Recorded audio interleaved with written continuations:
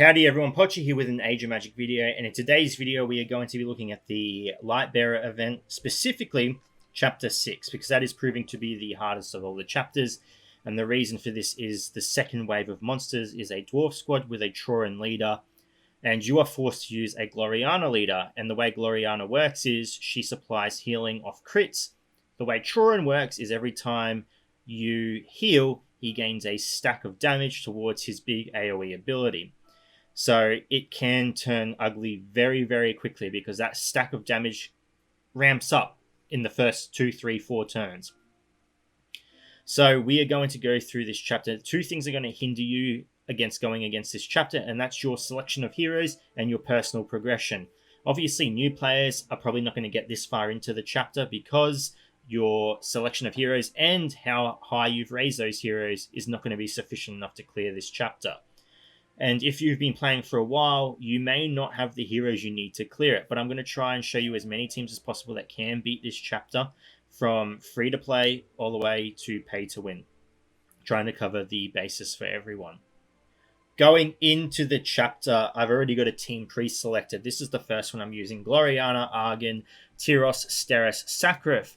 Most of these champions should be collected by people. Steris, not so much. He's probably the least favorite of the Archons. However, this is the most free-to-play Archon team I can think of. You could probably put Ilios in over Argon if you wanted to make it more free-to-play. Ilios is easier to farm than Argon. However, Argon and Steris work very well together. That is why I've chosen to use them. So we'll go into battle. I'll show you how this team works. I'm not going to clear all 3 stages. I'm going to do 1 and 2, because if you can clear stage 2 with all your heroes alive, stage 3 shouldn't be a problem.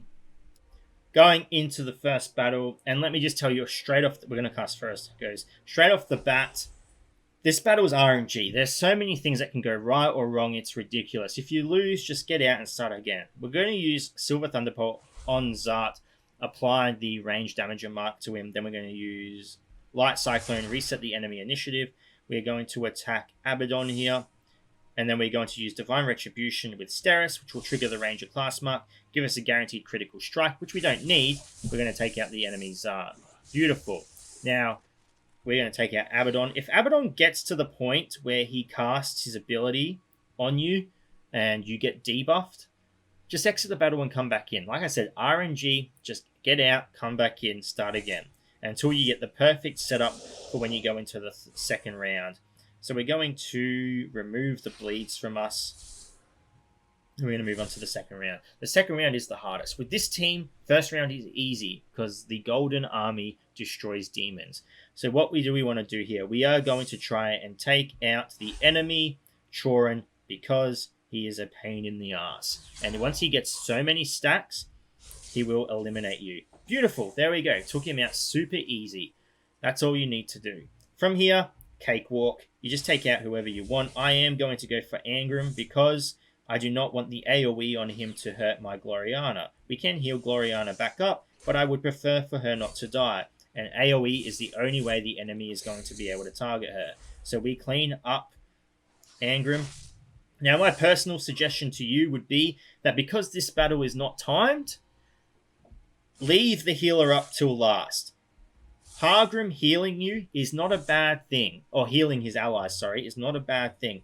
The reason for that is because when he's healing, he's allowing the fight to go on longer. He's allowing you to get your cooldowns up. He's allowing you to heal. He's allowing you to set up yourself perfectly so you can enter the third stage.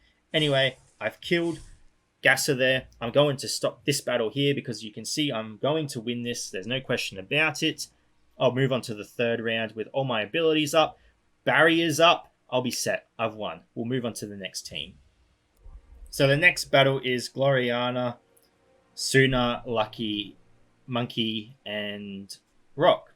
Of course, we're using the Suna ability passive where she can do a lot of damage. So what we are going to do at the first start, we're going to hit Zart. We want to kill a Zart. We're going to hide our Suna, hide her.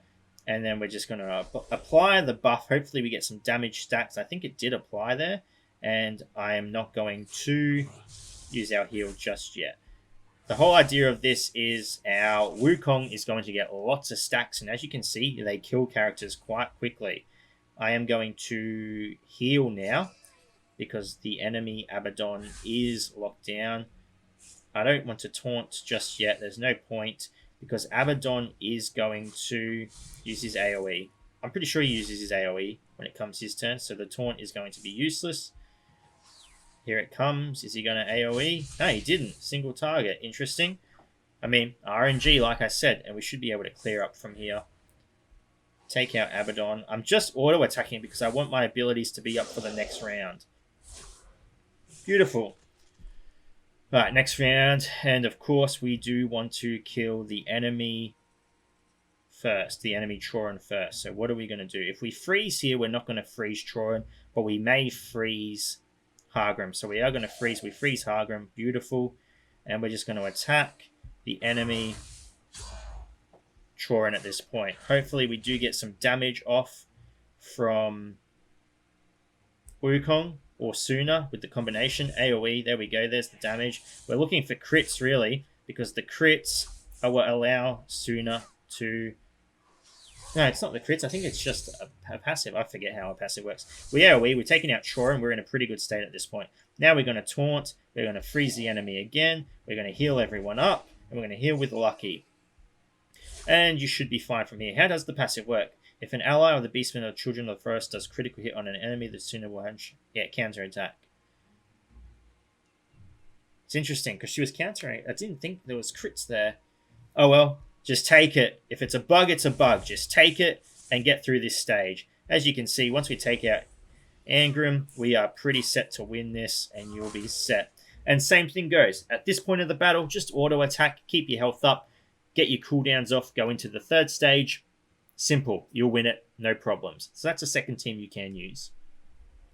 So going into the battle, we're using High Elves. And specifically, we have Tanita, because Tanita will actually do a lot of damage on this team. So what we are going to do is use Terrifying Illusion to decrease the damage from the enemy.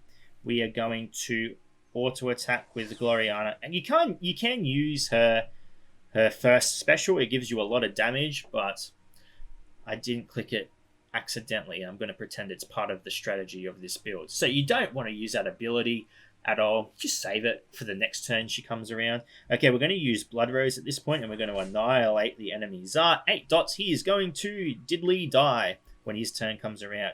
We're just going to auto attack at this point, start getting some dots up on the enemy Abaddon. We're going to use Plexus at this point.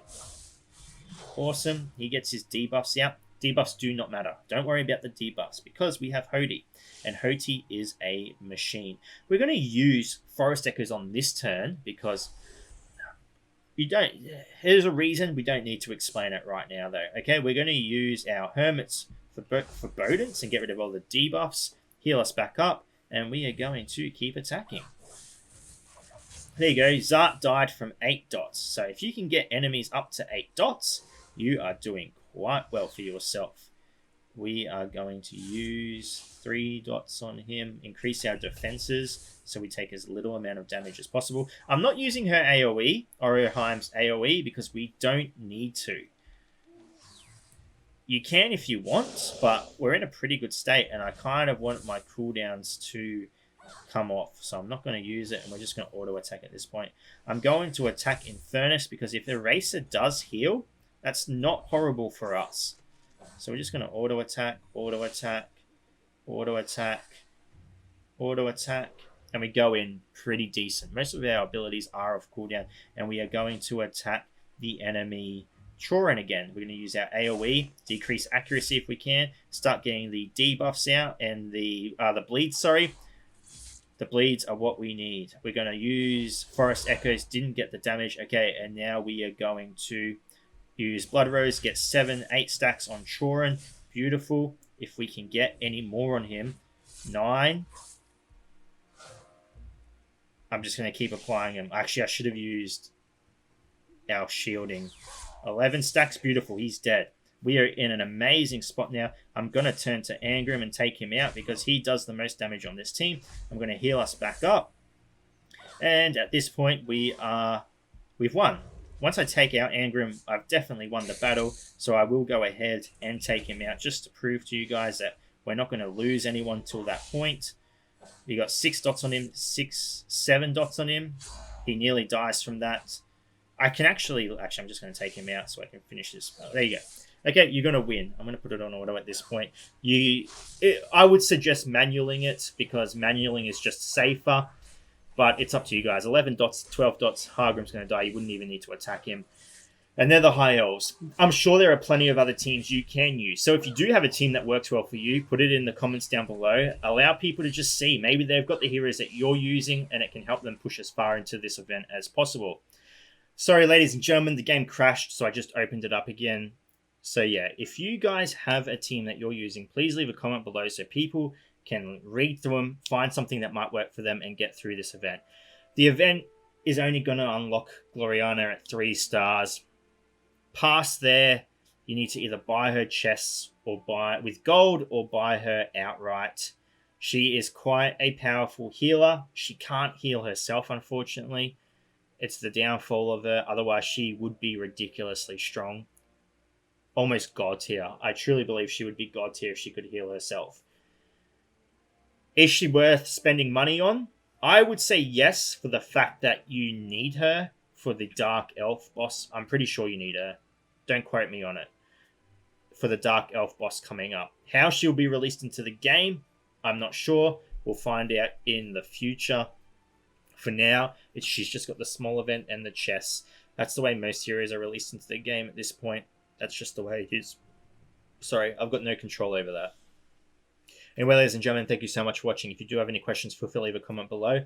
I'll answer it to the best of my ability. And wherever you are in the world, until next time, please take care of yourself.